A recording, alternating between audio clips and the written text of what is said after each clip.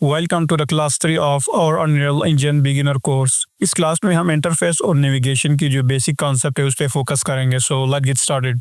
सो unreal engine को आपने open कर लेना है। In the recent section you will find unreal 101 project जो हमने क्लास 2 में क्रिएट किया था। इस पर आपने डबल क्लिक करना है तो आपका जो प्रोजेक्ट है वो ओपन हो जाएगा। सो अनरियल इंजन में प्रोजेक्ट को ओपन करते वक्त सबसे पहला जो स्क्रीन दिखाई देता है वो है मेन एडिटर विंडो। ये आपका प्राइमरी वर्कस्पेस होता है जहाँ आप अपने सारे टूल और फीचर को एक्सेस करते हो। मेन एडिटर विंडो के बीच में एक विewport होता है जो आपका मेन डिस्प्ले एरिया होता है। अभी जो है मैं आपको इंटरफेस का एक बेसिक ओवरव्यू दे रहा हूँ ताकि आपको थोड़ा आइडिया हो जाए कि भाई पैनल्स किस लिए यूज़ होते हैं। हम आगे चल के इन सब पैनल्स पे डिटेल में बात करेंगे। सो राइट साइड पे आपको वर्ड आउटलाइनर मिलेगा। ये पैनल आपके सीन में सारे ऑब्जेक्ट को जो है वो लिस्ट करता है। यहाँ से आप किसी भी ऑब्जेक्ट को जो है इजीली फाइंड कर सकते हो। आप ऑब्जेक्ट को सेलेक्ट कर सकते हो, डीसेलेक्ट कर सकते हो, हाइड कर सकते हो या अपने ऑब्जेक्ट को जो है वो नाम दे सकते हो। आउटलाइनर के नीचे आपको डिटेल पैनल शो हो रहा होगा। जब आप कोई ऑब्जेक्ट सेलेक्ट करते हो तो आपका जो डिटेल पैनल है, डिटेल पैनल के अंदर उस ऑब्जेक्ट की जो प्रॉपर्टीज़ है वो नज़र आती है। यहाँ से आप किसी भी ऑब्जेक्ट को कस्टमाइज़ कर सकते हो, जैसे उसका साइज़ हो गया, स्केल, रोटेशन, कलर हो गया, मटेरियल और मूवमेंट प्रॉपर्टीज़। स्क्रीन के नीचे जो है आपको कंटेंट ब्राउज़र मिलेगा। यहाँ जो है आपको ये आपका मेन लाइब्रेरी है जहाँ सारे एसेट मटेरियल्स, टेक्सचर्स, एनिमेशन और ब्लूप्रिंट सेव होते हैं।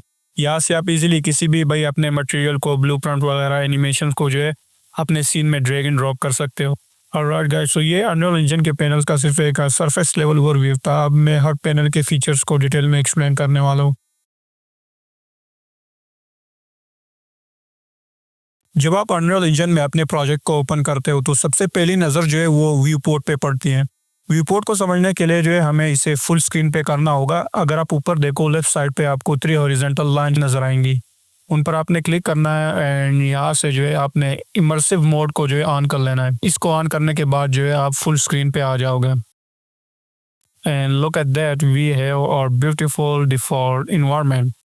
अनरियल इंजन का जो व्यू पोर्ट है ये वो एरिया है जहाँ आपको रियल टाइम में आउटपुट मिलता है। लेट्स टॉक अबाउट कि भाई व्यू पोर्ट को कंट्रोल कैसे करना है। अगर आप व्यू पोर्ट में राइट माउस बटन को होल्ड करके ड्रैग करोगे तो आप अपने सीन में 360 डिग्री एंगल में देख सकते हो। लेकिन याद रहे आपको राइट माउस बटन जो है वो होल्ड रखना है, उसे छोड़ना नहीं है, वरना जो रोटेशन है वो स्टॉप हो जाएगी। जब तक आप राइट माउस बटन को दबा के रखोगे तब तक आप अपने सीन में जो है 360 डिग्री एंगल देख सकते हो। अगर आप लेफ्ट माउस बटन को होल्ड करके ड्रैग करते हो तो आप हॉरिजॉन्टल रोटेशन लेफ्ट, राइट और आगे पीछे जा सकते हो। लेकिन अगर आप अपने सीन को 360 डिग्री में देखना चाहते हो तो आपको राइट माउस बटन को होल्ड करके माउस को ड्रैग करना होगा। लेकिन भाई दोनों में डिफरेंस क्या है? राइट माउस बटन से आप हॉरिजॉन्टल, वर्टिकल, लेफ्ट, राइट देख सकते हो, मतलब ऊपर नीचे जिस डायरेक्शन में भी आप चाहो आप देख सकते हो। लेकिन आप आगे पीछे नहीं जा सकते। अगर आपको फॉरवर्ड, बैकवर्ड जाना हो तो आपको लेफ्ट माउस बटन का यूज़ करना होगा।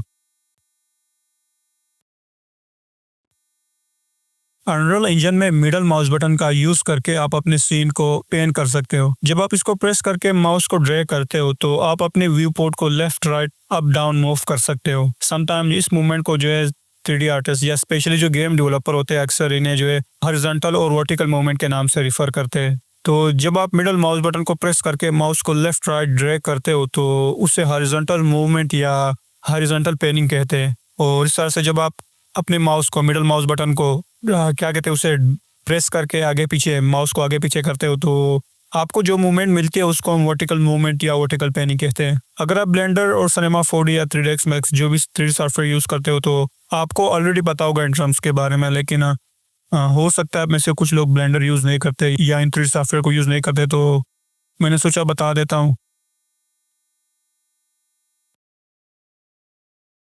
व्यूपोर्ट में आप माउस स्क्रॉल व्हील का यूज़ करके आप अपने सीन में zoom in and zoom out कर सकते हो। जब आप स्क्रॉल व्हील, माउस में जो स्क्रॉल व्हील होता है उसको आप आगे की तरफ, हो आगे कहते हैं कि ऊपर कहते हैं, रहने देते हैं, जब आप अपने माउस स्क्रॉल व्हील है उससे आप अपवर्ड की तरफ स्क्रॉल करते हो तो आप अपने इन्वायरमेंट में जूम इन कर सकते हो। और इस तरह से जब आप स्क्रॉल व्हील को डाउनवर्ड की तरफ स्क्रॉल करते हो तो आप अपने इन्वायरमेंट में जूम आउट कर सकते हो। एंड आई डोंट थिंक भाई इसमें एक्सप्लेन करने जैसा कुछ है। स्क्रॉल व्हील तब काम आता है जब आपको अपने सीन में आपका कैरेक्टर या आपका एनवायरनमेंट हो सकता है उसको आपको पास से देखना हो तो आप स्क्रॉल व्हील का यूज़ कर सकते हो। अनरियल इंजन में WASD कीज का यूज करके आप फर्स्ट पर्सन शूटर गेम्स की तरह मूव कर सकते हो। WASD कीज को यूज करने से पहले make sure to keep the right mouse button या लेफ्ट माउस बटन प्रेस्ड। आपको लेफ्ट या राइट माउस बटन में से किसी एक को जो है होल्ड करना होगा। राइट माउस बटन और लेफ्ट माउस बटन को मैं एम्फसाइज इसलिए कर रहा हूँ, जब मैं अनरियल इंजन सीख रहा था तो जिससे मैं अनरियल इंजन सीख रहा था वो ये बताना भूल गया था कि राइट माउस बटन और लेफ्ट माउस बटन इन दोनों में से किसी एक को जो है प्रेस करना ज़रूरी है in order to move like FPS game. हो सकता है उसने मेंशन किया हो, लेकिन वो इंग्लिश में बात कर रहा था तो हो सकता है मैंने ठीक से सुना नहीं होगा, लेकिन इस चीज़ ने मुझे बहुत परेशान कर दिया था। WASD कीज जो है बहुत काम के, इसे आगे जाकर आप बहुत ज़्यादा यूज़ करोगे। अगर आप W प्रेस करो तो आपका जो कैमरा है वो आगे मूव करेगा। S की प्रेस करने से कैमरा जो है वो पीछे मूव करता है। अगर आप A की प्रेस करते हो तो कैमरा लेफ़्ट की तरफ मूव होगा बिना रोटेट किए। कैमरा जो है वो सीधा क्या कहते हैं उसे लेफ़्ट जो है वो शिफ्ट होगा, जैसे FPS गेम में होता है। जैसे आप A प्रेस करते हो FPS गेम में तो आपका जो कैरेक्टर है वो लेफ़्ट साइड की तरफ मूव करता है, लेकिन उसकी जो बॉडी है वो रोटेट नहीं होती। D की जो है प्रेस करने से आपका जो कैमरा है वो राइट की तरफ मूव करता है बिना रोटेट किए। और हाँ, एक और, जब आप Q प्रेस करते हो तो Q जो है कैमरा नीचे की तरफ मूव करेगा। एंड E की प्रेस करने से कैमरा ऊपर की तरफ मूव करता है। आप एरो कीज़ भी यूज़ कर सकते हो। Arrow keys same WASD keys की तरह काम करता है।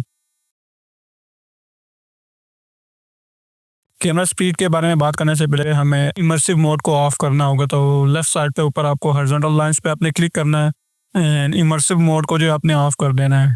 ओके, राइट साइड में ऊपर आपको कैमरा स्पीड शो हो रहा होगा, इस पे आपने करना है क्लिक।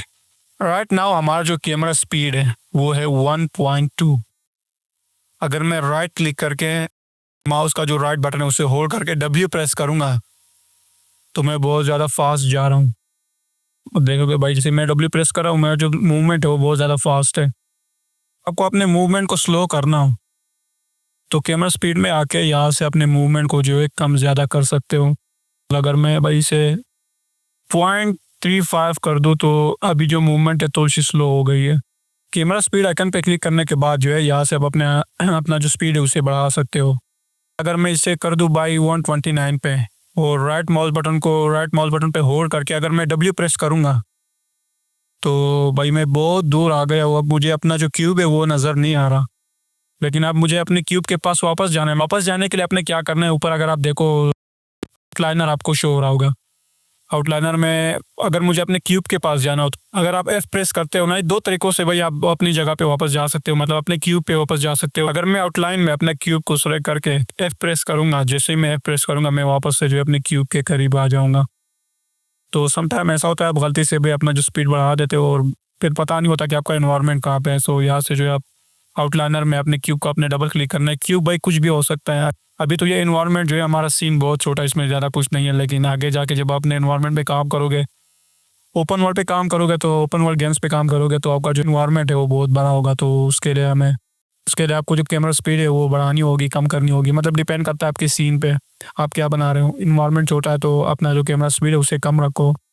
आपका जो एनवायरनमेंट है वो थोड़ा सा बड़ा है तो भाई आप कैमरा स्पीड को बढ़ा सकते हो। वैसे गलती से अगर आप दूर चले जाओ अपने जो एनवायरनमेंट है उससे, तो यहाँ से आप अपने आउटलाइनर में अपने ऑब्जेक्ट को सेलेक्ट करना है, उस पर डबल क्लिक करना है तो आप उस ऑब्जेक्ट के पास आ जाओगे। Alright guys, that's it for this video and मिलते हैं नेक्स्ट क्लास में।